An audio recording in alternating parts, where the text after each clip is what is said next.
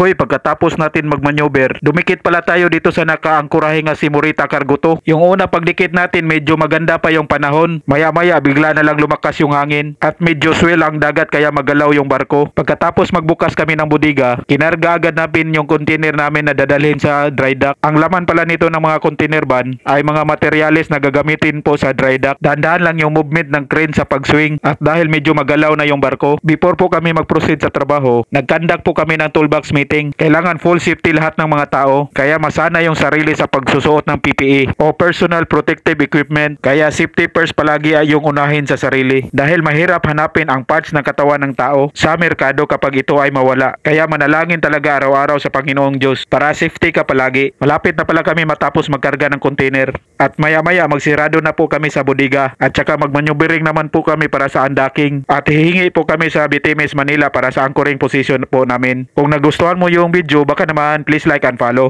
para updated ka sa sunod nating video. Thank you for watching. Sharing is caring. Peace. Ingat. God bless.